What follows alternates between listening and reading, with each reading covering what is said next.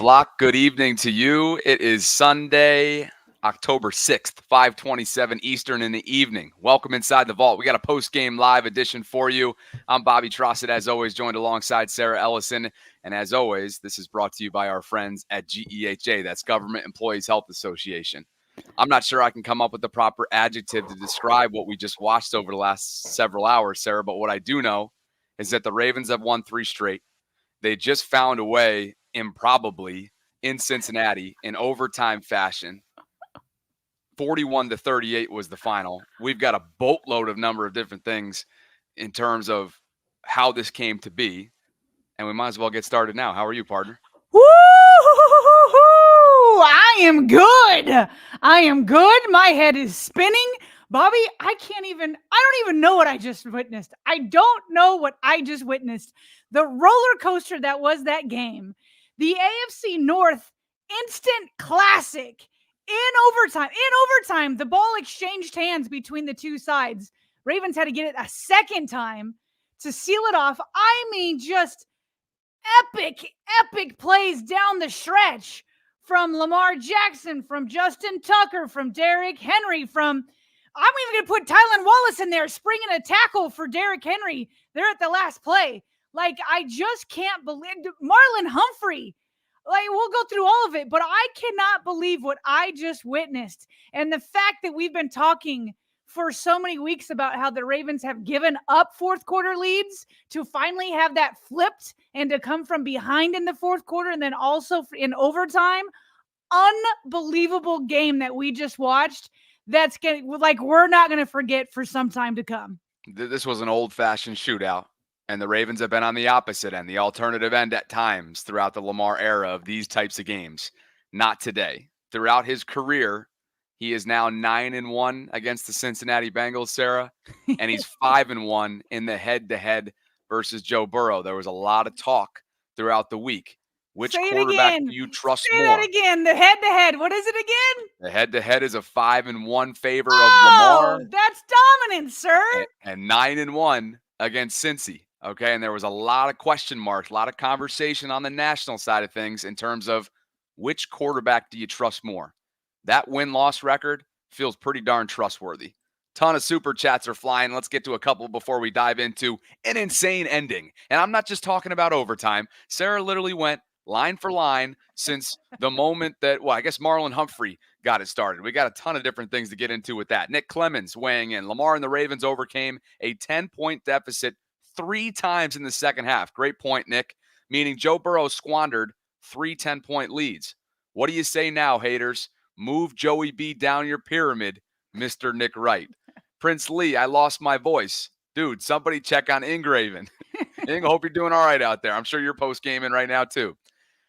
Diesel Doctor says, I'm beginning to become a regular here, a regular with a heart disorder after that one. Diesel, hang in now. Get the breathing down. You're with us right now. And Benjamin says, talk that talk this week on the roundtable, Bobby.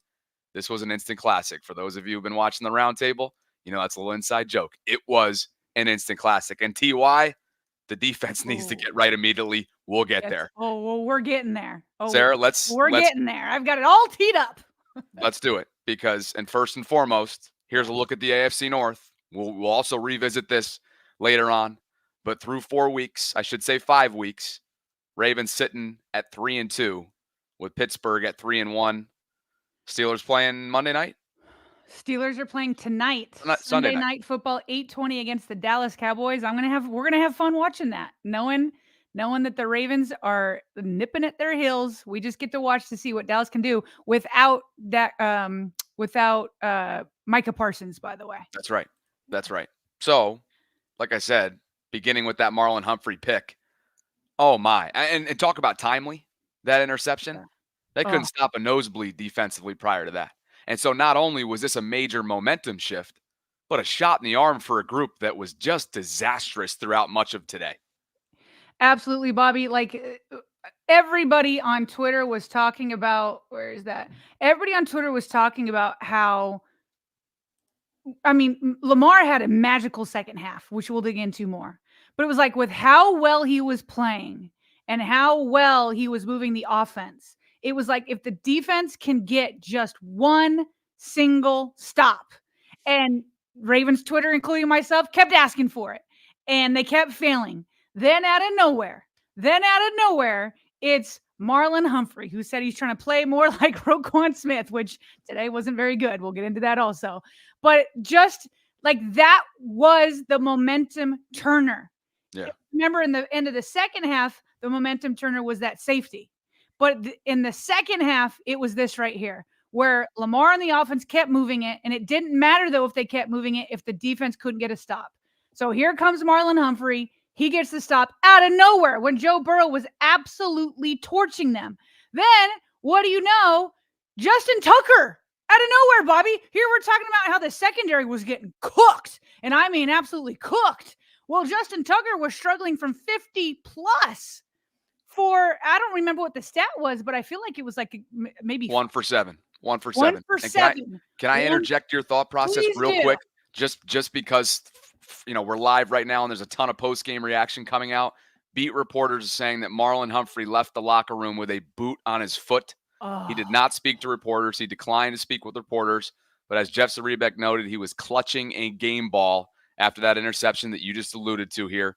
And so that'll just be something to watch. Marlon Humphrey has exited the locker room with a boot on his foot. So just so we're keeping up to date here. Talk about a buzzkill, as we were just giving him props. I hated to do that to you because you're on demon time, but I needed to get that in there because of the fact that it just came out. Boot is no good. Listen, as soon as we got the reports that Voorhees was in a boot, even though he had practiced, it's like when you see that boot, it's not a good sign. It's not a good sign. So we're going to have to wait until Monday. Hopefully it's precautionary, but I never like to see the boot. But anyway, giving him his props, going back to Marlon Humphrey, he gets that stop. That leads to Justin Tucker kicking a 56-yarder, which tied the game. Then all of a sudden, the defense gets a stop again, like out of nowhere. So they force overtime because the Bengals punt. The Ravens let the ball go. It's overtime. And how funny did you notice how like Kyle Van Noy came out to like do the coin flip? Like that man had swagger to him. He had swagger. He was so like the confident. way he's like heads and then points up as it goes down. Like it almost like he had like some sort of Jedi master kind of tricks where he could control the coin because he points up, then he points down. He starts walking away before they even call heads. And as he's walking away, he's like, "We want the ball," So he called that. Ravens, again, with Lamar Jackson moving the ball. And this is where I feel bad for Lamar because he had an absolutely sensational game. But then there was this moment right here, Bobby. He's like clapping because the clock is getting down to 0. He's clapping. Linderbaum gets the snap off in time. I don't know if Lamar just took his eyes off for a second, what happened, but he missed it. Like it was on him, and he knows it. After the game, everybody's obviously super excited for this division win. That was an absolute shootout. This is his quote. They said, somebody asked him, "How exciting is this win for you?" He goes, "Well, this is not an exciting win for me at all. Not with how the game ended, especially with us in overtime driving the ball, and then the fumble happened. I'm ticked off about that. I didn't want to put my defense back out there." He talks a little bit more and he says, "But it's cool. We got the win. That's all that matters." Let's go to his post-game now with CBS too, because he expanded on some of this. Congratulations on the win, and this game had everything. What was going through your mind just now when Derrick Henry took off on that run to set you guys up for the win in overtime? I was hoping he did a walk-off like he did us in 2020, in overtime, but came more short, but we got the greatest kicker in the game, finished the game for us. This rivalry never disappoints. When you Derrick, take me through that run. Hey, yeah, I just had to, they did a great job blocking. I just made one cut, got north and south, and tuck the goal, ended the game. We got another goal right here, man. Just go. Best quarterback in the league, man. Stop playing with him, man. What did it take from you guys and your team today to get this win? It's a division of game. We know this in this Cincinnati, tough environment. We knew it was going to be this type of game, a back-and-forth game. Coach T told me this Tuesday, actually. And we tried to put points on the board, but all phases came together at the right time. Derrick, you hit some massive milestones today. 10,000 career rushing yards, 100 career touchdowns. What does it mean to you to hit those numbers? Man, we won. God is good. Thankful to be able to reach those milestones. But that's a team effort today, man. It was up and down. We just believe in each other, stuck through it, and glad we got the victory today against a division opponent, which is always tough. 3 straight wins for you guys now with the Commanders up next. It's going to be a massive game. How do you keep this thing going? Yeah, it's another tough matchup, but trust and believe in what we do. I think we did that when it got late in the game. We knew somebody was gonna make a play. We had to trust and believe in that, and then go back to work this week. Congratulations on the win. Appreciate it. Thank you. Jubilation, Sarah. Derek, as we both know, we watch a lot of these press conferences. He's not typical. He's very unassuming, very mild-mannered. He's calling Lamar the GOAT and the best quarterback in the league on a national post-game interview. That was definitely, to your point, the most hype I've seen him since he's been a Raven. Goodness. But isn't it interesting that the time he does it obviously was with that huge 51-yarder to set up the game-winning field goal. But I also feel like, Bobby, watching that interview and listening to it, I felt like he came up to it where he was not here for Lamar hanging his head low. Like Lamar, obviously, as we just talked about before the clip, he was ticked about that fumbled snap. And I get that. Now, if he had done that in the first quarter and then was able to overcome it, he could have been more happy. So he's ticked off. He even put his team in that position. Totally get it. And I love that he feels that way because you don't want to forget that feeling so that you make sure it never happens again. But what I love about Derek being there and the leadership that he has, that it's not just Lamar picking other people up because he never throws his teammates under his bus, but there's Derek picking Lamar up. And he's like, no, you're the GOAT. You're the GOAT. You're the best quarterback ever. In his post-game presser, Henry was talking about the poise and the calm that Lamar Jackson brought to the huddle and brought to the field. So he was like, nah, there's no way that I'm going to let you put your head down. And Bobby, here's the thing about this Derrick Henry signing. Not only is that nice from a leadership standpoint that you have two leaders that can speak up and pick each other up and play off of each other, but it's also because he's the one who puts you over the top. Lamar obviously was magical, just magical throughout that second quarter. And the defense was struggling. So Lamar kept bailing the team out. And then as soon as Lamar has his hiccup, Derrick Henry's right there. So a lot of people contributed to this win that we've already named, but Derrick Henry is the offseason signing that puts it over the top. I don't know that the Ravens win this game without that offseason signing right there. So obviously he's helping with the win. Then he's also there to help pick up Lamar. And the one time he has a hiccup in an otherwise magical game. It's well said. And think about, if you're from Cincy's perspective, you think you've done a bang-up job on this guy going into overtime, right? Mm-hmm. The number of rushing yards going into overtime was 41 for Derrick on a slew of carries. He finished with 15 for 92, including the 51-yard near touchdown in overtime to set up the eventual game-winning chip shot from Justin Tucker. 41 through 4 quarters. If you're the defensive coordinator, Lou Anarumo and Cincy, you're patting yourself on the back after 4 quarters, but wait, the finisher hadn't arrived yet. It's like you've done everything possible. That right there, that's demoralizing. That is a demoralizing way to lose a football game because of how well you did. You sold out to stop the run. You did so successfully through 4 quarters, but it was a 4+ quarter game, wasn't it? It was a 4-quarter plus game.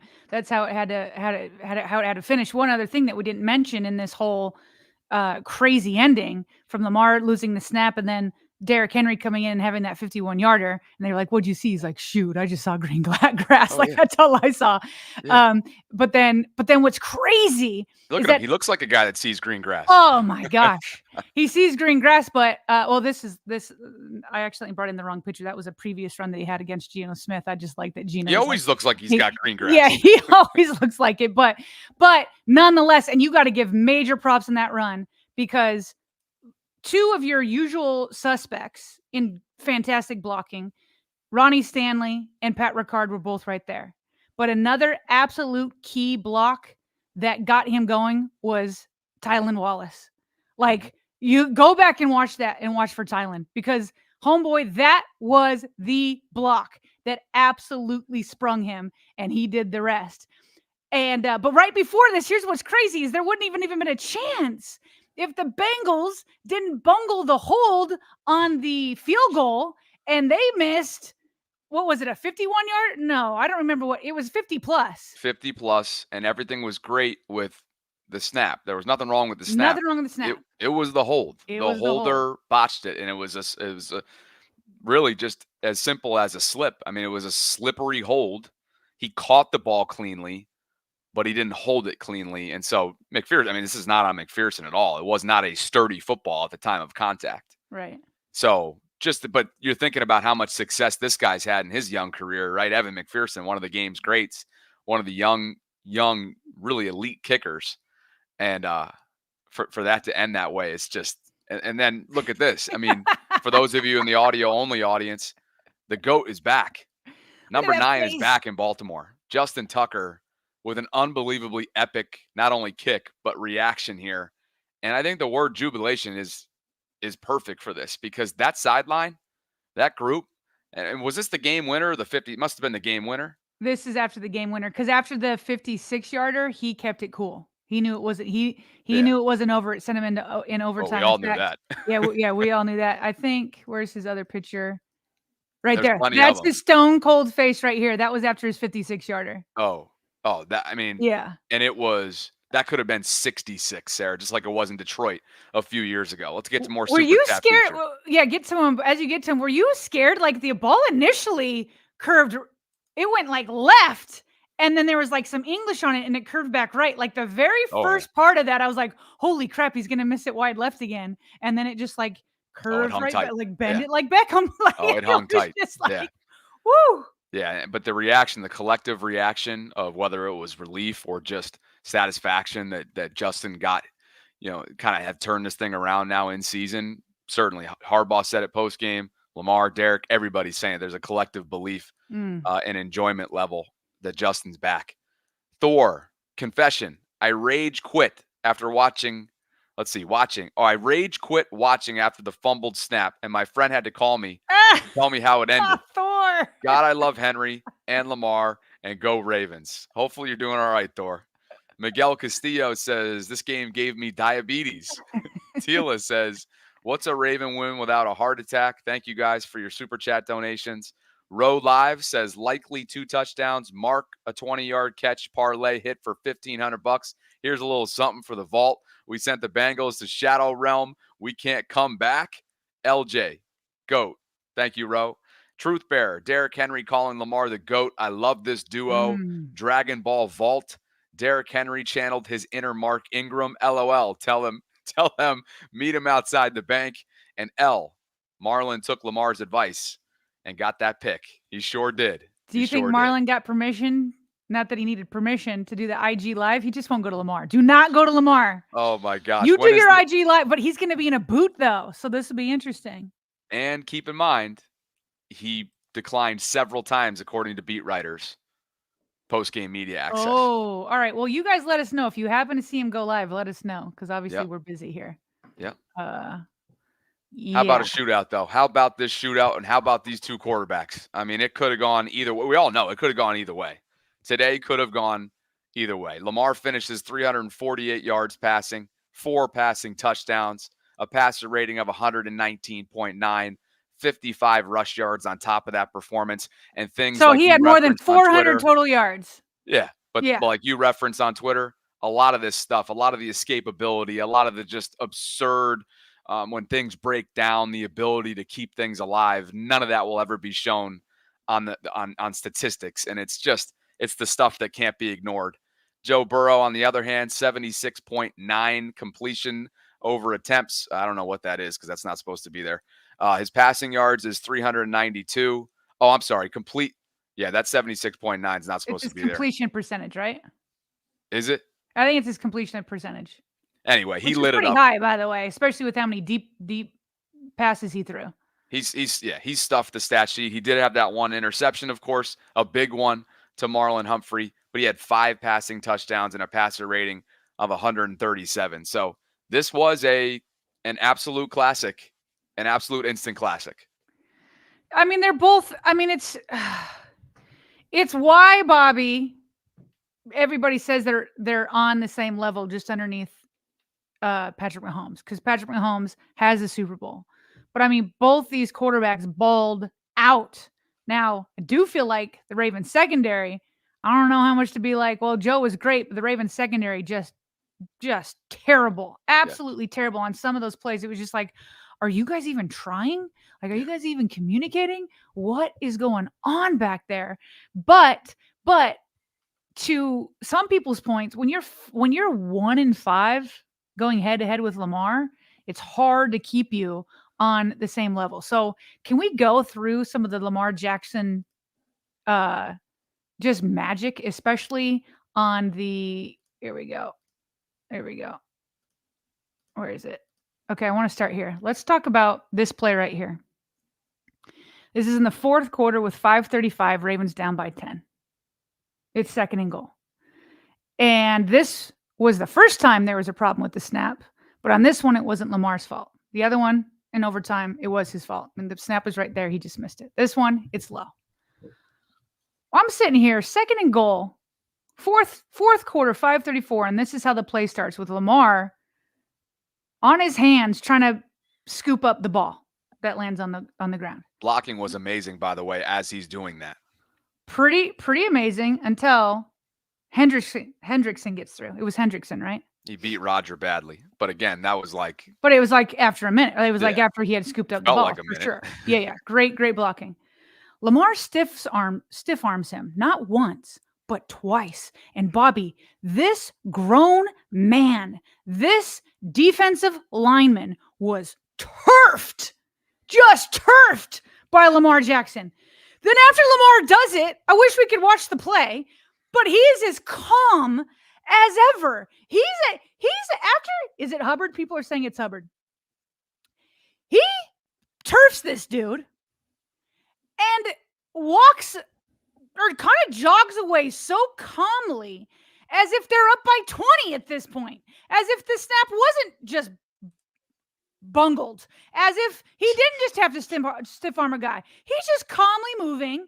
And then all he's got is Isaiah Likely in the corner. And by the way, there's like 3 defenders sitting in front of Likely. So what does Lamar do as he's calmly jogging? He just gives Likely a little hand swipe. Hey, go over there. So Likely's like, got you. Likely moves towards the middle of the end zone, and it ends like this. Look at Zay up in the air. Look at Isaiah in the air. You just throw that sucker up, and Isaiah has got you. That play was absolutely unreal. Bobby, to me, it's going to be up there with that play against the Jags last year, where he broke a couple of would-be sacks. It's going to be up there with the other Bengals game where Kevin Harlan says he is Houdini. Like that right there. And it was just absolutely amazing. And he kept doing stuff like that all half long. Like you referred to, like the one play where he's able to get away from a sack twice and then throws it away. If you're deep in their own territory. Deep in their own territory. And if you're just a stat watcher, you don't know about that. Like he just was unreal in that second half.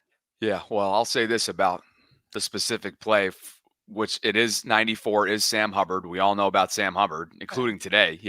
He forced that safety, which was in the first half, and you're thinking, oh boy, this is going to start to change the shift in momentum, and it certainly did. And then since he just used kind of the end of that second quarter and the beginning of the third quarter with halftime in the middle to really kind of step on the Ravens' necks a bit. And so the fact that they were able to, like one of our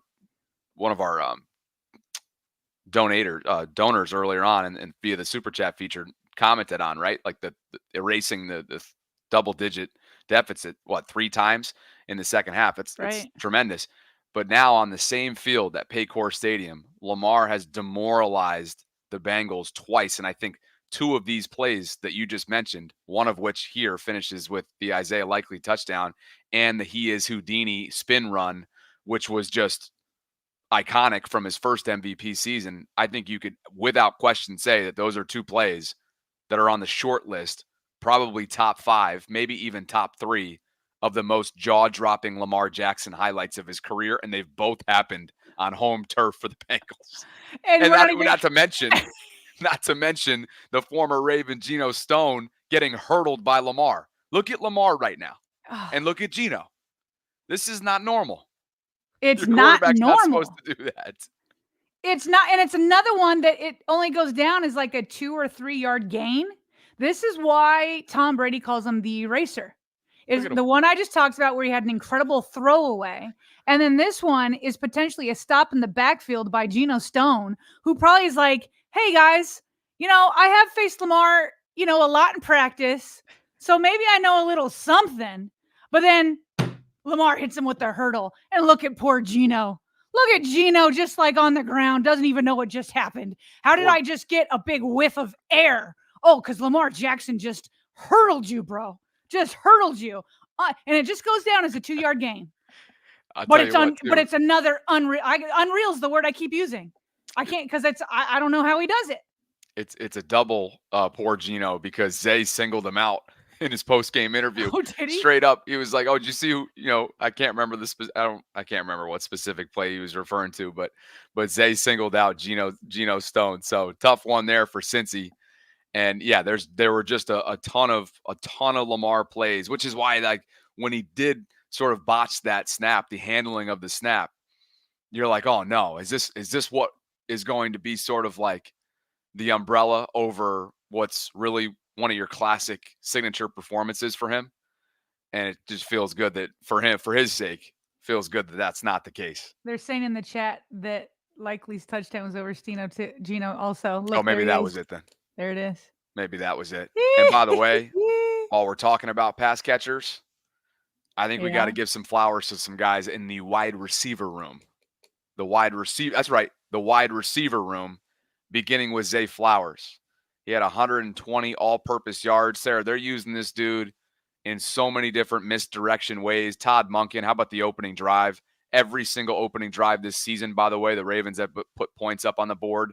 Yep. And in scripted format, oh, are they nice? They are nice in scripted format to begin games, and they really did so today. It was a methodical kind of drive, right? Nothing that's going to wow you, but methodical, time crunching, right? Variety driven. That's what they had today from the jump. Death by 1,000 paper cuts on that first drive. that's probably the proper one right there. And you know what? As notable of a game as it is for Zay going above 100, and that was not a game high. That was a team high. We'll get to what happened on the other side. Jamar Chase had 10 for 193, for goodness sakes. But Rashad Bateman, I think, probably had the most timely catches of this group, you could argue. He finishes with 4 for 58, including a touchdown, a long of 18. He was targeted 8 times. And Charlie Kolar, it's a breakout season right now for number 88, Sarah. He is as involved as he's ever been in this offense, including QB sneaking in the second quarter, which we'll get to that whole bizarre sequence in just a bit. But Charlie's looking the part, and all 3 tight ends, Sarah, were involved today. All 3 tight ends. We even saw a Mark Andrews sighting, a couple of them.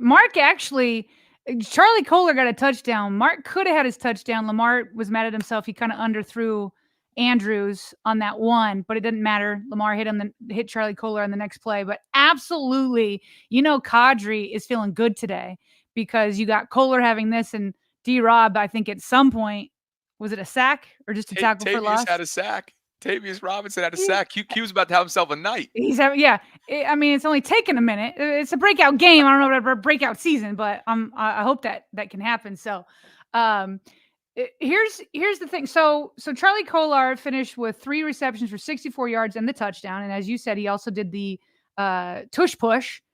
And by the way, when he was under center, when he was doing his down, like he was like, I may never have a chance to do this again. So he was as dramatic can be. I assume they first were trying to, get them off sides. That didn't work. So they went ahead and did the tush push. So big game for him. Hey, Sarah, just one note there. 4th and 1 from their own 22. And the tush push is called by John Harbaugh with under 2 minutes to go in the first half. Oh, and John admitted that he was a little too aggressive. It's so funny because John, it's like the pendulum swings so far. Like last week, he was pretty conservative with his 4th down calls to the point that Lamar was like, I want to keep, the foot on the pedal. And everybody was like, whoa, John, like you got conservative. And then this week, he's like deep in his own territory and goes with that tush push. And then after the game, he's like, yeah, I admit that was a little aggressive. He goes, but I just think. Yeah. He's like, but I just felt like, I wanted to do it. So Anyway, they came through. They definitely came through. So anyway, Charlie Kolar, 364 and 1. Mark Andrews had 4 catches, 55 yards, just short of his first touchdown of the season. Does he have a touchdown this season? I don't think so. Who? And then Andrews? No. Yeah.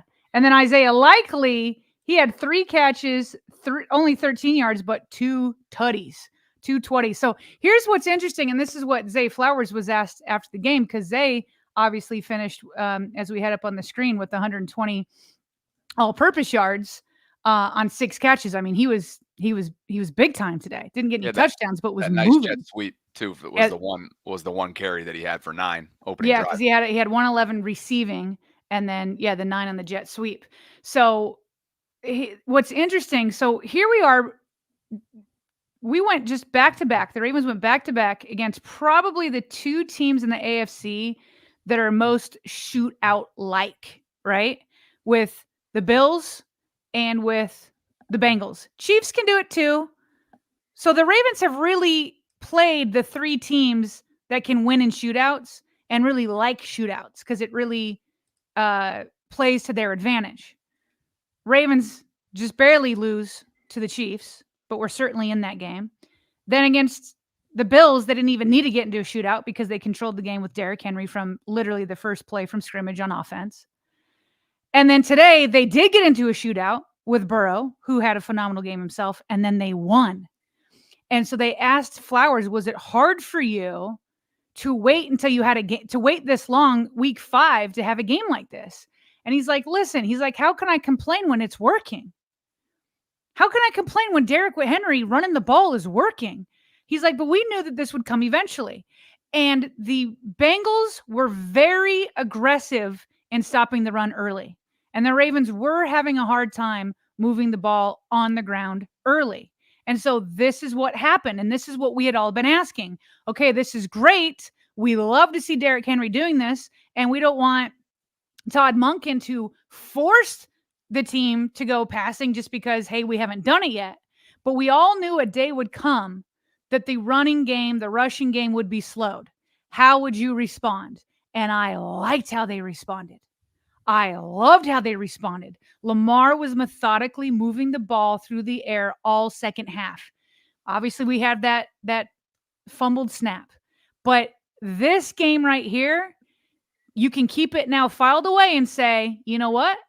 If Derrick Henry gets slowed, Ravens can indeed keep up in a shootout through the air. And you just mentioned those 2 back-to-back games against, whether it's favorites or just let's call it AFC elites, even though their records don't necessarily indicate that, particularly with Cincinnati through 5 weeks.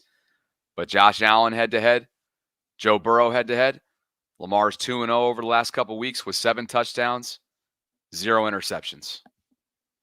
That's clean football against, again, 2 powerhouses in the AFC, even though, again, we know the records are a little bit, and actually Buffalo's lost 2 straight games. They lost to Houston today on a last-second field goal. Hey, before we go to this, can we get let's get a read in here quickly, because none of this is possible without our friends at GEHA, who have been kind enough to hop on our post-game show sponsor title all season long. That's Government Employees Health Association, and they wanted to give the Ravens flock a message. A new season is upon us. And that means another amazing season for the city of Baltimore. And while your favorite team plans their future, the Government Employees Health Association, or GEHA, can help you plan for yours. GEHA has offered medical and dental benefits for more than 87 years, and they are designed to meet the needs of federal employees and retirees, military retirees, and their families. And with over 2 million members and growing, GEHA continues to serve those members and families who serve all of us every single day. GEHA is a proud partner of the Baltimore Ravens.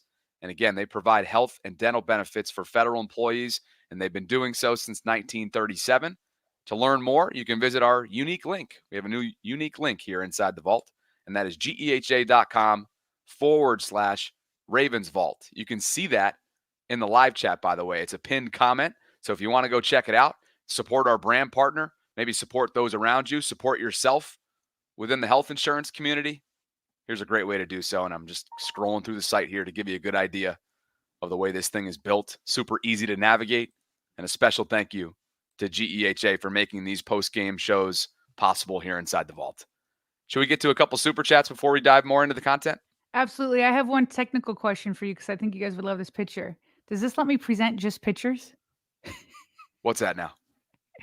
Does this StreamYard, can I pull in just a picture or do I have to put it in slides? Oh, You guys are going to want to see this picture. okay. Can I? Do you know? Well, yes, you can go to present. And then just bring in a picture? Yeah. Okay, I'll do that. I'll do that in a minute. You get Yeah. through your super chats. I'll bring this in at the end. Live diagnostics here. Yeah. You're going to go to present. You're going to go to the present tab. Yeah. And then you're going to toggle down to share screen. Oh, and then yeah. Make sure you pick the right icon, the right window of whatever the picture's on. So if it's on your Twitter app, like make sure you press that in the window. Okay, got it. Nick Leyland says, crazy game. Lamar is him. Got everyone involved. Bateman's doing work. Or had a hard time slowing Chase down. No question. Best Ravens reporters in the game. Appreciate you, Nick. Adam says the secondary stunk. Left middle of the field open. They need to replace Eddie Jackson and Marcus Williams, like I've said before. Thanks, Adam. We're going to get to that defense and some of the deficiencies there in the secondary. And like you said, that vulnerable part, which has been the middle of the field. And that's not just been today.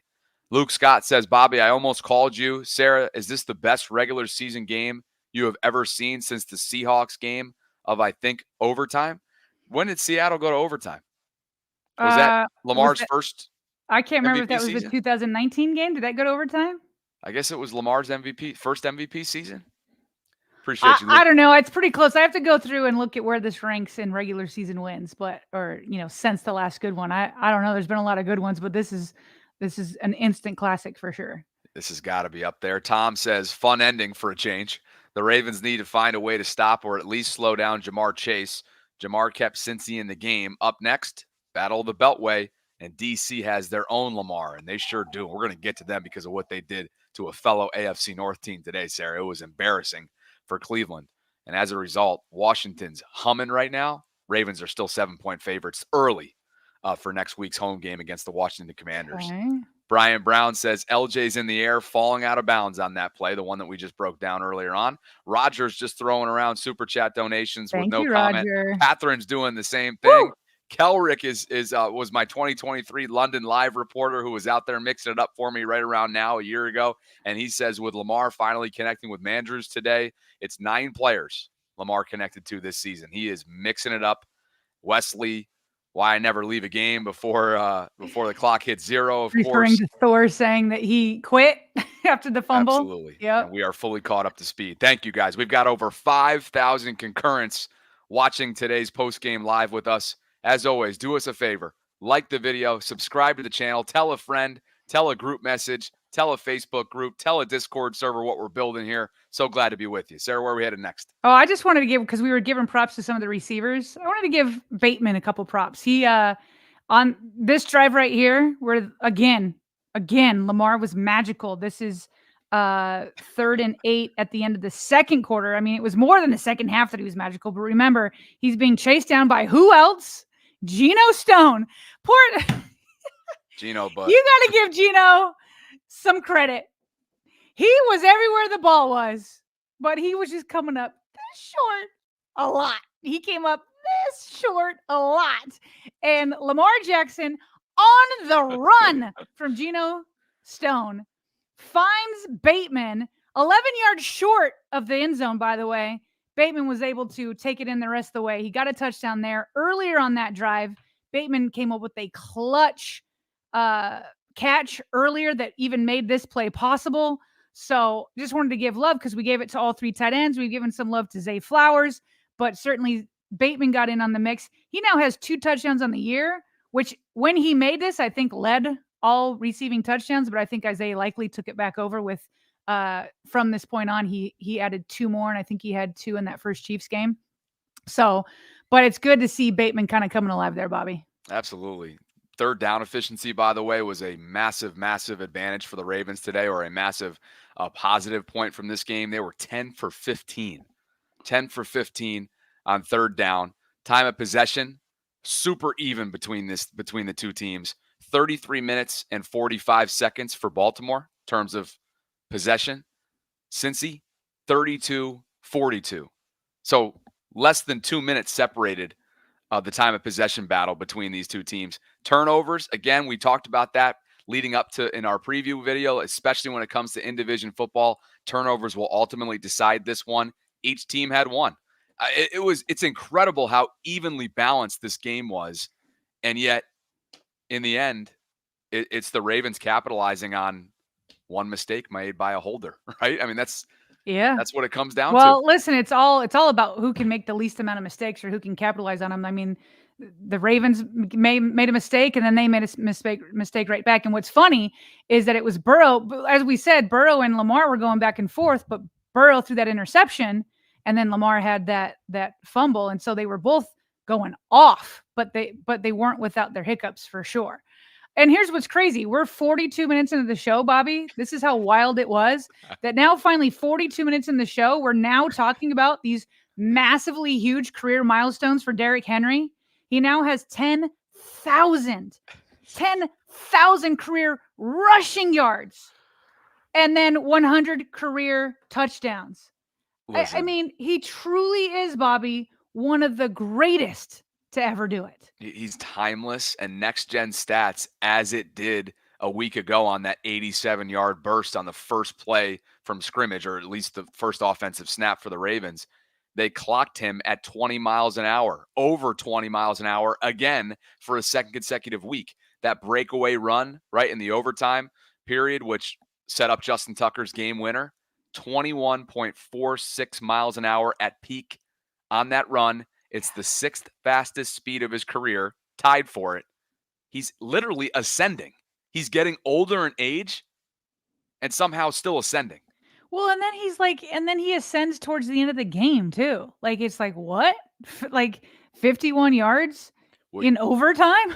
And you know what was nice about that? If there was one nice part of the second half, in a weird way, of them having to pass to get back into the game, it's that he could kind of get himself a breath of fresh air, right? And they didn't use him a lot in that fourth quarter because they were just playing from behind, right? And doing so through the air. And so in a weird way, he was really rested up nicely to become the finisher. And that's exactly what he became. All right. Anything else on offense before we switch to defense? Oh, I'm sure there is. I'm sure there is. We are getting absolutely pummeled right now by Super Chat donations. I mean, pummeled in a very good way, the best way possible. Yes, thank you for making that clear. Look at this. Gnarly Spook XT says, what about the double stiff arm by Lamar and making a touchdown? Has a QB ever done that? I can't imagine to that extent. Wise Speaker 9 says, it's the vault. Hey, bring the heat. Absolutely. Cam Dom says, can someone please tell me why the Ravens didn't get Justin's? We should probably talk about Eddie Jackson when we're going to turn the page here. If we can get the Super Chats on Eddie Jackson had a tough day. Marcus Williams had a tough day. There's some glaring holes in this secondary, Sarah. Yeah. Is there any more Super Chats? Should we use that as a cue to move on to defense? Or do you have more? Should I rip through them and then we'll turn over? Yeah, rip through them. We'll get back to Eddie here. Thanks, Cam. Dom, appreciate you. Jean Coates just throwing around $20 because she loves us and we love you. Yes, we do. We love her. Prince Lee says, I'm super excited. Let's go Lamar Jackson MVP. Appreciate you, Prince. As Derrick Henry said, third MVP level. Yeah, I heard that. That was good. Cam Dom, again, just throwing us more donations here. Austin Harris says, where is the Lamar can't throw crowd? Third MVP? Could very well be heading. By the way, how about that touch pass to Charlie Kohler? Oh, touch is the right word. The lead on that was so buttery, and Charlie kind of catching it with just these silky hands. That was a pretty play. Oh, chef's kiss is overused, but it really is. It's so appropriate right here. The touch. Oh. Charlie is a likable guy. He waited his turn. Now he's heavily involved in this offense. Yeah. Todd Monken loves him. You could tell Todd loves that guy. Yeah. Spencer says the Ravens lost to Nick Wrong after the fumble. The Ravens lost to Nick Wrong after the fumble. He will. Oh, Nick Wright. Nick Wrong. He nicknamed Nick Wright Nick Wrong, and it took me a second to figure that out. Okay. He will say they were lucky and the Bengals lost the game, not that the Ravens won the game. Let's see. I think we're fully caught up to speed. They both made mistakes down the stretch. Okay. Defense. So the defense. Things started going downhill at the end of let's just recap it and then we'll get into more the players. Okay. It started going badly after that safety. And Bobby, I'm not quite sure. The broadcast was blaming Rosengarten because they said he didn't pick up the block. It may have been him, but it also may have been Fa'alele, because Fa'alele double teamed one dude with Linderbaum. All I know is Fa'alele went inside, and then Rosengarten went outside. Yeah. And Hubbard had a straight line to Lamar. Pat Ricard looked like he was getting ready to go follow wherever he was supposed to go. So I don't think that was his man. He last second try to get him. There was nothing Derrick Henry could do. So I don't know. And it seems to me that it's probably going to remain a mystery as to whether it was Rosengarten or Fa'alele who was wrong, unless one of the two just says, hey, it was me, because nobody's going to throw anybody under the bus. One of those two are going to have to step up and say it. So anyway, there's a safety. Then all of a sudden, the offense is having a hard time moving the ball. Then Harbaugh used that timeout. Under 43, was it 43 seconds left? Was he asked about that? I had so many things running while listening to him. So, somebody let us know if he was asked about that, because I do know he was asked about the aggressive fourth down call.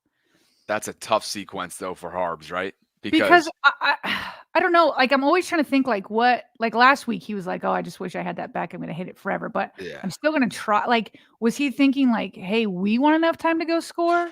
Look, I have a hard time finding an alternative there. It's 3rd and 10, right? You got less than a minute. I think it's like 43 seconds. And you're calling timeout in no man's land. It was bad. Like, you're at your own, I want to say it was somewhere in the 40s. Like, you're at your own 40-yard line. What are we doing here? What are we doing here? And then you don't get the, now I get it, like, you don't get the ball back, right? You're not getting the ball back to start the second half. So maybe that was in his thinking. He's pressing a little bit because he starts to feel the game getting away from him in a half that they otherwise had full control of up until that point. But I have a hard time trying to put myself in his shoes to try and figure that out. Hopefully they ask him more in detail during his Monday presser. Yeah, if they haven't already. And because it's like, first of all, they kept hurrying as if the two, like they ended up turning it over before the 2-minute warning, correct? So like the Bengals had that also, and then you gave them that timeout. And then so when they got the ball on the other side, they used 2 timeouts that helped them get the touchdown. Then they still had one more 3rd and final timeout for them to talk about their 2-point conversion, which they also converted. Yeah. So that was all bad. And then along the way, they called roughing the passer on Nnamdi Madubuike, which Sterator didn't like it. Sterator didn't like it. He didn't do anything. He like got him. He didn't get him late, and he didn't put his weight on him. He didn't try to like lift him. None of that. So like, What are we doing here? So whatever, that contributed to them scoring though. Then if it wasn't bad enough already, the secondary gave up a 41-yard touchdown catch to a very open Jamar Chase, which I've got a screen grab of that in just a minute. And then they converted that 2-point conversion. So just horrendous. Absolutely horrendous down the stretch. Oh, sorry. Here's that safety. Yeah. He got blown up. There's nothing. Yeah. Even the King. Do you see how they both split in opposite directions and left? Yeah. Yeah, it was bad. Even the King can do nothing there. And so going into the half, right? It's like the things that I'm thinking about, and there were many, but the things that I was thinking about that are in your control from a special teams perspective and a game management perspective is what we just referenced there with the timeout on 3rd and 10 with less than a minute left. But Tylan Wallace failing to field the punt. Right? Oh, yeah. Deontay Hardy goes down at the end of this week with an ankle injury. He's questionable going in. They scratch him. So you're going to a guy that's very capable. We all remember what Tylan did in overtime last year to steal a win against the Rams. But that's the safety is really on Tylan because he doesn't field that punt. And that backs Baltimore up deep into its own end zone. That play that we just broke down happens. Yeah. And all of a sudden, like that followed by the timeout not long after. Those are just 2 really tough mistakes that gave Cincy life going into the second half. Absolutely. And here's that 41-yarder right before the end of the second half. Jamar Chase. Now, I don't think you can see Marlon Humphrey running there. That was not Marlon Humphrey's guy. Jamar Chase was coming from way over on the other side of the field. So I think just last minute, Marlon, because the ball was in the air forever. And here's what's so frustrating about this, Bobby, is on this play, they had their 3rd string tackle in there. So in my mind, I was like, just get there quick. Just get to him. Joey just got rid of the ball real quick. This wasn't even one of those that it was like a like the secondary can't cover forever. You know what I mean? Like Joey got rid of the ball real quick. Like he threw up an absolute prayer. And so like it was Marcus Williams who at least was trailing. And if the ball's in the air for that long, a safety should be able to close. Yeah. A free safety should be able to close. Now, again, I don't know who the assignment was, but what I do know is that the ball was in the air forever because it had to be because Joey got rid of it quick. And it wasn't enough time for Marcus Williams to get over there. Then here we come into the second half, Bobby, which is right here. On that opening drive out of the second half, the Bengals keep converting on third and 14, 3rd and 6, 3rd and 10, 3rd and 5. This isn't like 3rd and 1 and 3rd and 2. Like they kept getting them in positions where normally it's like, okay, let's finish this out. And the secondary kept giving in. What's also frustrating is on that first drive coming out of halftime, Roquan Smith had an interception in his hands, Bobby. It was right there. So all of this could have been for naught. This 3rd and 14, 6, 10 and 5 could have erased all of it if your defensive leader is able to hold on to the interception. So, he's got to be kicking himself. Nate was twice last week. Correct. So then this one is where I think it was Nate Wiggins who got burned by Andre. How did you figure out how to say his last name? What was it? Yosivas. Yeah? With that something like at the end? Something like that. Yosivas. Anyway, we said he was going to be the Tyler Boyd that's stepping up. But Wiggins on this one got burnt, and I do believe that's, again, Marcus Williams over there. But Wiggins just lost his man there. So there's a 39-yard pass. This wasn't a touchdown, but a 39er that set up another touchdown in the third quarter at 11-16. That was on 3rd and 10. How about this one that's just gut-wrenching? This one made me mad. Here's the Eddie Jackson one. This one made me mad because 3rd and goal, I think this is coming off of the Yosivas catch. And then I think they had a false start or something that moved him back. It seemed to me on this play, Bobby, if you go back and watch it, T. Higgins put like a little move on Eddie Jackson. But from my vantage point, it looked like Eddie didn't even try.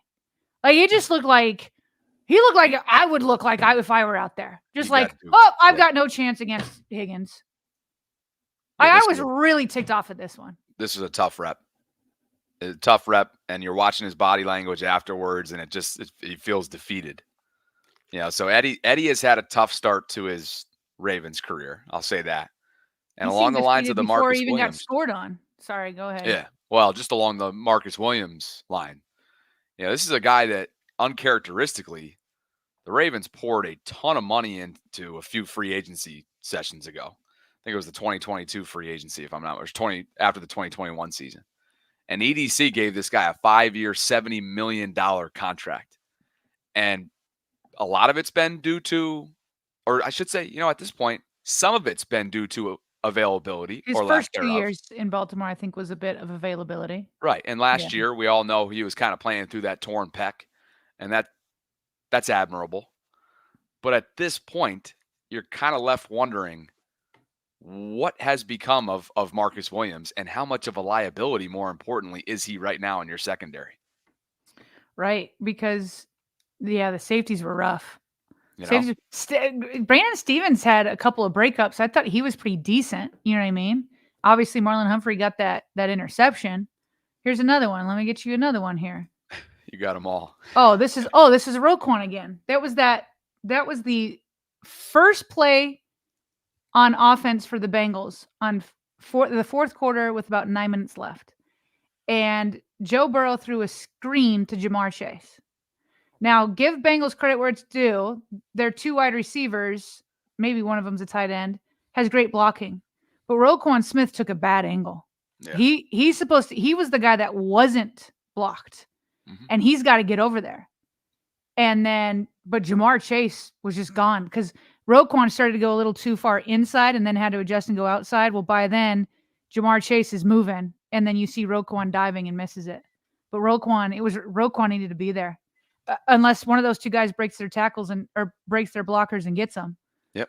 But you want that from Roquan, so that's why it was rough from Roquan today because, again, he dropped that interception, and then he took a bad angle here, and that results in a 70-yard touchdown from a simple screen, Bobby. Ew. Yeah, it was right. And it's going to be an ewy start to the week, if that's even a word, for the film room. These guys that have to watch this in the film room after, well, I guess probably Tuesday. But Jamar Chase finishes with, he's had these types of games against the Ravens before. Not last year when Brandon Stevens locked him down, but certainly today. 10 receptions for 193 yards, 2 touchdowns. That long of 70 like you just referenced. He was targeted 12 times. He basically caught everything that was thrown his way. Yeah. As did T. Higgins. 9 receptions for 83 yards. No Tyler Boyd, no problem. Both of these guys combined for well over 150 yards receiving, 4 total touchdowns, and they were the top 2 targets for Burrow. Should we get to some super chats before we continue? Yeah, let's do. Indigenous as you know what says Lamar has some of the his craziest highlights against the AFC North, from stiff arming TJ in the dirt a few years back, leaving Garrett and Clowney in awe, the spin, and now the second stiff arm against the Bengals. Yeah, he's had a whole highlight reel. Daniel Rodriguez, and by the way, when he was asked about it post game, he's just like, yeah, I don't know, it was cool. And they were like, well, where does it rank? I don't know. Like, he's not even giving you an answer. Daniel Rodriguez says, if Harbs would have challenged that catch. Oh, yeah, there were people upset about the lack of a challenge flag in the, what was that, the end of the, God, there were so many different plays here. Was this the end of the first half, maybe? I was fine with that, not that non-challenge decision. Yeah, I do remember people getting a little upset on Twitter. I didn't see anything personally. I could go back and look at something. I didn't see anything personally live that I was like, oh, you should challenge that, especially after too many bad challenges recently. Yeah, I think I was all right with that.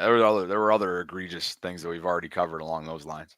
Bobby, you ever get that where you really need a sneeze, but you can't sneeze? It's just sitting right there. You got that going on? Oh, right now? I need it. I need a sneeze. How do I get it to go? So in the past, for what it's worth, in my family, we say, if you say bless you, like it just goes away. So, oh, okay. Bless you. Thank you, sir. We'll see what happens. Maybe you have to be in person for that, but we'll have to see. I like how you have cover for yourself here. David Barrett says, talk about a heart attack game. Go Ravens. Gnarly Spook. Let's see. Are we caught? Yeah, we're fully caught up. Thanks, Gnarly. Appreciate all you guys. Over 5,400. Coming up on 5,500. Concurrently watching with us here inside the vaults. Our post-game live stream presented to you by GEHA. That's Government Employees Health Association. Please like the video if you're enjoying the content. Subscribe to the channel if you haven't already done so, and hit that notification bell so you can be notified in the YouTube space of when we're dropping our live content. Where to next? Well, everybody's telling me to look into a light, Bobby, which there's lights coming down. Believe me, I've got lights all here. I'm looking at it. I'm a little bit blinded, but I feel like my sneeze might be gone. I think it might be gone. So I appreciate the group. Yes. Thank you to the group effort here. I'm curing my sneezing issues. Hey, how about the fact that, and this just speaks to the shootout, how about the fact that these two teams just scored the most combined points in their history of 58 meetings? They've had 58 meetings. 79 points. And this is the most combined points the two teams have ever scored in matchups head-to-head. Ravens and Bengals. That was the type of shootout that we watched today. Wow. Well, yeah. So I think I've gotten through that is wow, by the way. It's just, like we said off the top, an absolute instant classic. I don't know if there's any extra news coming in from Twitter that we've seen.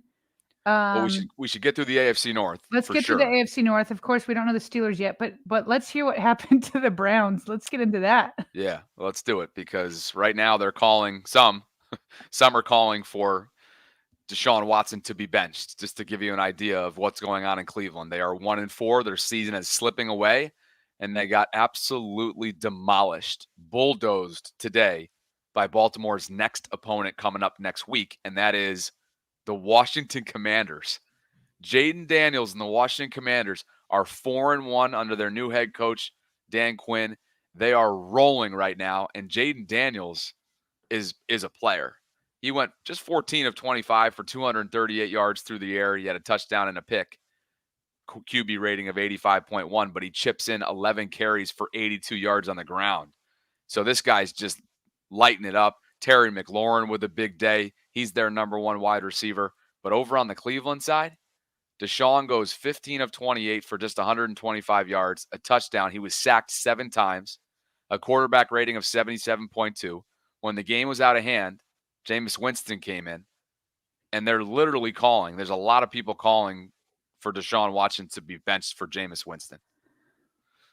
And then meanwhile, Joe Flacco was like running out of his mind. Like I watched a couple of his highlights. Yeah. I mean, listen, he did get some yardage on the ground, but it's so funny to like, here we are watching Lamar Jackson and his magic. And then I'm like, ooh, let's go see how, because everybody's talking about Joe Flacco. And I'm like, okay, these two are not the same. These two, like Joe looks like a slow old man where nobody was threatened by his legs. So like they were deep covering, their receivers and tight ends. And I was like, yeah, this is not the same. But should Cleveland see, here's the irony of it all, Bobby. Here's the irony of it all. Yeah. They didn't re-sign Joe Flacco because they were afraid that the fan base would call for Deshaun Watson to be benched and start cheering on Joe Flacco. Okay, so you got rid of Joe, but now they're just doing it with Jameis Winston. You really didn't fix anything. What you really needed to do was just have a fantastic backup plan. So, I mean, 125 yards in the air. Oh, and okay. So what if it was 125 and then he was able to like rush for a ton, the way dual threat quarterbacks do? No, he does not have any rush. He had 14 yards rushing. 14 yards. So a total of less than 150 yards, a 77.2 quarterback rating. It's a dire situation in Cleveland right now. It does look like Winston got in for a play because he went 1 of 1. Yeah, they brought him in when the game was. Yeah. Oh, okay. He went in when the game was out of hand, and as for Joe, by the way, Joe Flacco's team, the Colts, it was a thriller, but they lost to Jacksonville, so the Jaguars get their first win of the year at 1-4. Indy slips to 2-3. Anthony Richardson is still hurt, but Joe just lit up the box score, just lit up the stat sheet. 33 of 44 in the air, 359 yards, 3 touchdowns. He was sacked 4 times, but he finishes with a quarterback rating of 121.3, and he had that long of 21, which is hilarious. He ran it for 21 yards when a play broke down. So he's got them competing. He's got them playing hard. A lot of people are talking about the Colts. Kevin Durant is tweeting about Joe Flacco, which was hilarious. I can't remember what the tweet itself said, but it was essentially like, hey, Joe's the type of guy, he just shows up and he's going to be hooping, like a basketball reference. And that's exactly what he's done in relief of Anthony Richardson. So like you said, Pittsburgh will play tonight, and that is against the Dallas Cowboys in the Sunday night football game. And let's take a look at the division standings. We have this slide all the way up front. While you're getting that, that's really interesting. Like the Texans, Bills, that's crazy. 2023. I mean, that's a difference. Now Bills are 3-2, Texans 4-1. It could have been flipped. It could be Bills 4-1, Texans 3-2. Yes. Those are some evenly matched teams. Remind me, we don't play the Texans in the regular season, correct? We do. Oh, we do play them. The Ravens do, and I believe it is on Christmas Day. Let me just make sure. That's right. Let me just make sure I have that right. How did Brutal start time. It's like a 3 or 4 o'clock start time on Christmas Day. Yeah, Christmas Day at 4:30. How did I forget that? Yep, there it is. Oh, that's going to be fun. Here's a look at your division. Talk about a tough schedule.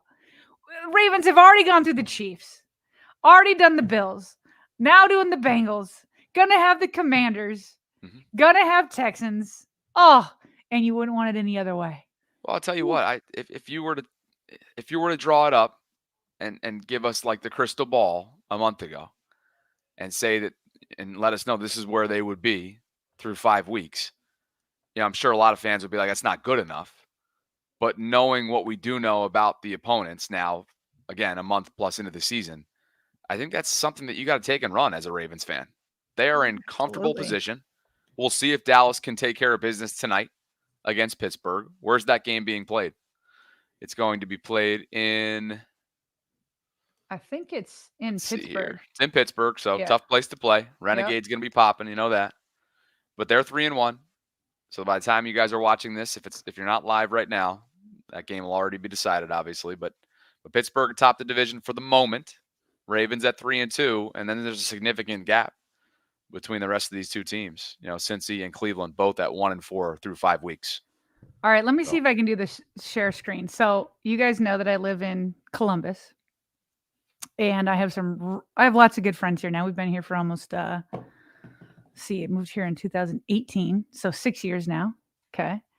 And so I got a lot of Bengals fans friends. One of my really good friends, whose husband grew up in Cincinnati, sent me this picture of him. And it doesn't show his face, so I feel okay about doing this. Okay, so I hit share screen. Yep. Oh, it's not letting me pick. Oh, wait. Okay, window. How about you DM it to me on Twitter? Oh, wait. I think I got it. Share. Nope, didn't let me do it. Okay, I'll DM it to you. DM it to me on Twitter. We'll get this thing going. We see that Bobby's the producer of the show.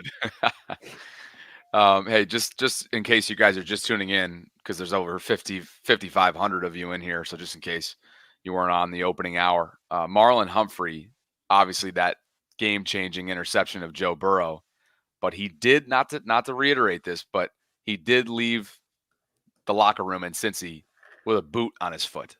So that is something that I'm sure John Harbaugh will be asked about tomorrow, and we'll get more information on that going into Monday.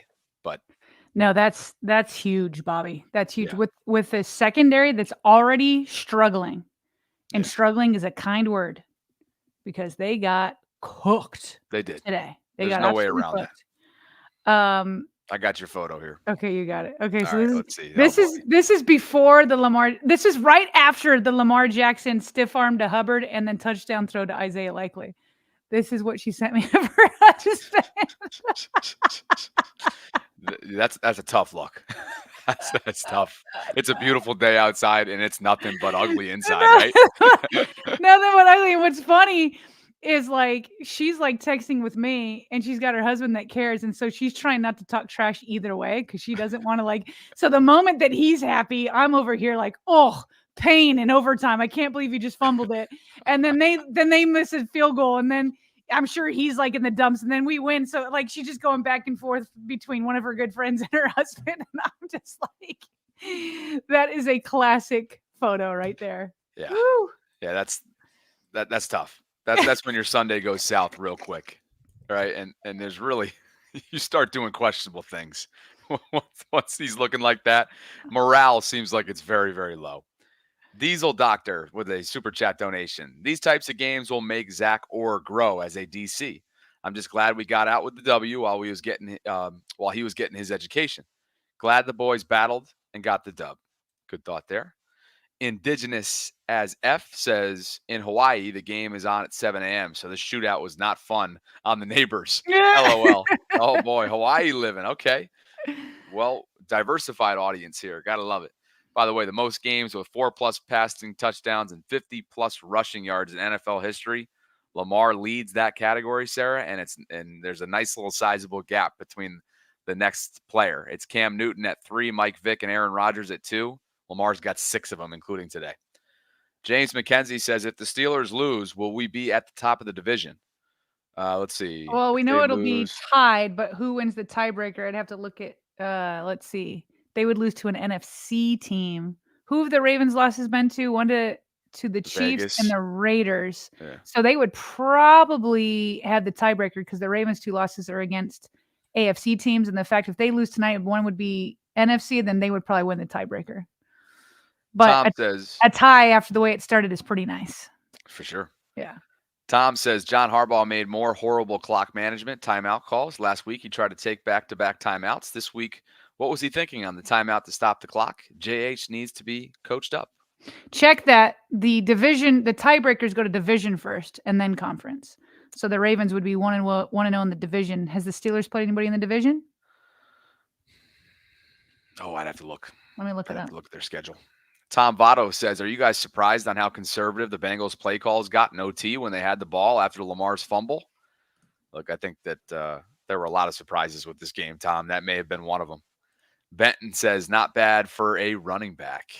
Yeah, not so bad at all. I think after 5 weeks, hard not to have Lamar at least somewhere in the conversation of MVP candidacy. which is hard to believe. Steelers have had no games in the division, so the Ravens would be number one, with the tiebreaker being the division first. Gotcha. Yeah. Goodness gracious, over 5,600 of you with us. Just want to say shout out and thank you to Government Employees Health Association. That's GEHA for being our title sponsor for all 17 regular season post-game shows. We could not do it without them. And we have a pinned comment that you might see in the live chat. If you want to learn more about GEHA, please click on that link. Support our show, support our brand sponsors, and if needed, support yourself there with GEHA. Just two things from before this game that I wanted to hit on. Mm-hmm.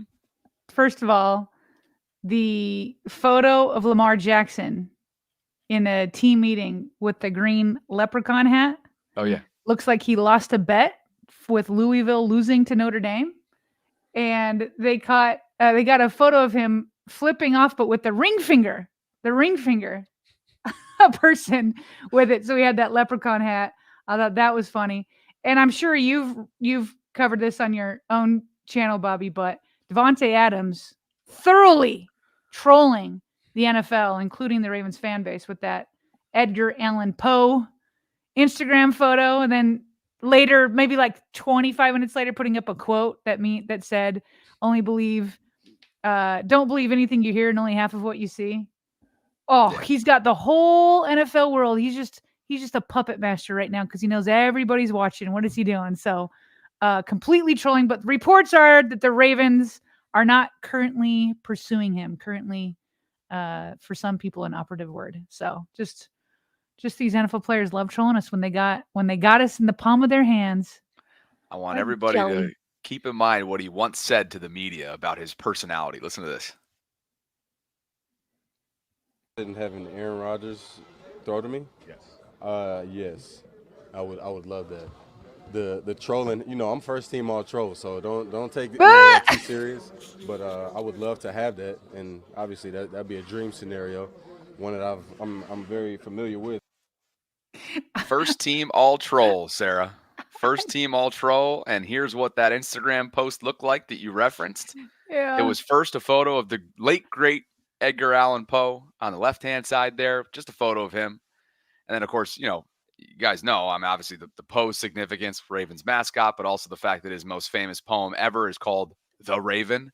And then, like you said, believe nothing you hear and half of what you see, kind of a blank slide there with those words and that quote from Edgar himself. Mike Garafolo of NFL Network weighing in Friday afternoon. You can believe at least 25% of this. Nothing is imminent with a potential Devontae Adams trade. Still looking toward next week for things to potentially heat up, but this made for a fun Friday afternoon. Certainly did indeed. And remember, I've never heard that quote. I want to be in first team all troll. That's great. Yeah. That's great. Presented without context, right? but yeah, and keep in mind, he's currently down with a hamstring. He did not play this weekend, and he's currently down with that setback. So that hammy he got in practice? Yeah. Yeah, I wonder. I got it. Wonder where he got that one. Yeah. So, but yeah, you're right. Friday afternoon went from like sort of slow, chill Friday live stream to like, oh, here we go. Like this is what everybody's talking about. And because there seems to be a Raven element to it, yeah, made for some fun. Absolutely. Greg, sorry about that. Greg from Long Beach says, I have no fingernails left, but enjoying the win. Go Ravens. Oof. California flock. What's up, Greg? Good to have you on. I think we're just about I mean, that's everything. All set here, right? About as thorough Secondary's got to get its junk together. Eddie, Marcus. I'm taking a photo of this number. Roquan. Marlon gets somewhat of a pass. Hope he gets healthy. Hope it's not too serious. Roquan. Y'all got to get together. I'm taking a photo. You're like locked in on something. I'm like taking a photo of our live number up there right now. It's just nice to see over 5,500. Yeah, nice. It's great. But yeah, you're right. There's a lot and that's the funny thing about a shootout, right? It's like when you're the team that walks away victorious, it's celebratory. But then, I mean, there's always two sides to every sword. And it's like, all right, this was not a defensive game that you would write home about. And it's sort of, in a sense, a microcosm of what's plagued them at times this year. So Daniel Rodriguez is saying that Marlon went live. So we'll have to take a look at that. And I'm sure we'll incorporate what we need coming up on Monday's Ravens lunch hour live stream. So, partner, great job. Appreciate you as always. Thanks to all of you, all 5,500 of you. I think it was over 5,600 if I'm not mistaken, that concurrently watch this broadcast. For all of you who don't know, the audio only space is something that we use on a daily basis. And every single time one of these episodes finishes up, I immediately turn it around to live in the Spotify, Google Play, Apple spaces. So if you want to watch us or listen to us, I should say, on the go, that's always a great option. Yeah, and all you YouTubers, can you please just do us a favor? Hit the like button, because I would prefer this show to come up for people over, say, Shannon Sharp and Stephen A., saying who knows what they're going to come up with tomorrow. But come on, let's get this in the algorithm. Hit a like for us, if you would. Please, yeah, we've got 589 right now. With over 11. Oh, we just hit 600. Okay, we're north of 600 now. So it'd be great on the way out if you guys could just do that for us. I know a lot of people are typically on the run when they're watching YouTube, so you just don't think about it. Totally get it. But if you could do it right now, if your hands are free, that would mean a lot. And I think we're just about good. Enjoy Sunday Night Football. Of course, it'll mean a lot for the division. So I know I'll be watching it. I'll probably go live tonight in maybe an hour or so on the Bobby Baltimore side of things. And yeah, I'll catch up with you tomorrow for our noon lunch hour. Absolutely. It's going to be a blast. Get some of that national reaction. Thanks to those of you who came out to Michael's Cafe for the pregame live stream. Great attendance out there. Great turnout. Beautiful day in Baltimore. It was a beautiful weekend here. And I hope all of you are staying safe and enjoying Sunday football. So with that, the Ravens emerged victorious, 41-38 in an instant classic. It's not the last time I'm going to say that this week, by the way. And I think you're going to be with me, partner, because it was instant classic, epitomized. The Ravens now improved to 3-2. Next up is the Washington Commanders coming up. We'll take a look. I got a ton of different people that I know through the DC area, so I think I got a couple good ideas for our guests this week. Nice. But yeah, lots to get to. Enjoy the rest of your days. For Sarah Ellison, I'm Bobby Trossett signing off from this instant reaction live stream. The Ravens take care of business in the 1 o'clock format. Oh, it feels good to have a full night's sleep ahead. Let's go. Thanks to GEHA, Government Employees Health Association, for sponsoring this episode. And thanks to all of you. We'll catch up with you on Monday. Later.